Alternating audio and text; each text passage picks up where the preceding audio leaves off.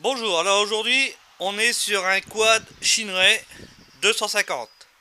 Alors l'opération à pratiquer, ce sera de changer les roulements arrière sur le train arrière. Je l'ai déjà démonté, il est là. Donc les roulements, le joint spi qui est là derrière, il est mort. Et les roulements, ils sont là-bas au fond. Alors pour démonter tout ça, il va falloir démonter la vis ici, enlever le demi-train, passer ici, desserrer les deux vis, les saquer par là, et après je pense que c'est tout, il ne doit pas avoir de circlips, enlever ça et extraire les roulements. Bon, alors voilà, j'ai démonté, donc on peut voir ici, tac, ça en est enlevé.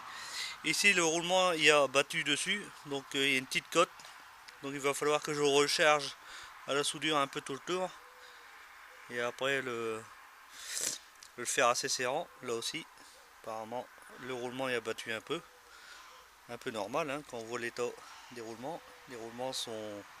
Celui-là est vraiment mort. Celui-là ça va mais il est sec. Hop, ça c'est un restant de joint spi. Et l'autre joint spi il se trouve ici dessus. Voilà. Donc il va falloir commander les roulements qui vont là-dedans. Rien de plus facile, hein, il faut taper les roulements. Il n'y a pas de circlips, il y a juste qu'à les taper à travers. De chaque côté. Il y a une butée, il y a une petite butée à l'intérieur pour pas que justement le roulement il passe à travers. Et vous avez aussi une entretoise qui vient se mettre entre les deux roulements. Voilà. Donc jusque là ça va. Alors en roulement ça sera des 6007. Tout dépend. Le quad si c'est le même Shinray, bon c'est un 6007. Et joint spi j'ai trouvé 62 49,5 par 8. Par 8 par 10 normalement ça marche. Hein. 8-10 ça c'est la largeur du joint spi. Voilà, donc maintenant je vais attaquer l'autre côté parce que j'ai pas encore fait. Il est sec, hein. Il tourne bien hein, mais il fait du bruit. Donc pour moi il est mort aussi. Donc voilà, je vais faire ça et puis on verra après. Alors voilà, j'ai démonté le deuxième côté. Bon, le souci que j'ai eu c'est que le roulement il était vraiment mort. J'ai eu deux parties. Donc pour enlever cette bague qui était dedans ici, coincée, j'ai fait deux cordons de soudure là à l'intérieur quand ils sont dedans, tac, et un autre d'extérieur pour savoir les extraire. Du fait qu'il est chaud, la bague elle se rétracte et après vous tapez avec un chasse pour extraire le restant de la bague. Voilà. Donc ça c'est bon. Si bien pour le remontage, il n'y a rien de compliqué, vous ne pouvez pas vous tromper de sens. Parce que de ce sens là ça va pas aller, si vous mettez, il n'y a pas de trou pour faire attention. Il faut le mettre automatiquement les deux trous vers les roues. Hein, comme ça vous pouvez régler la tension de votre chaîne. Bon voilà. Alors ici c'est pareil, les roulements ils ont battu. Donc il y a une petite cote de chaque côté.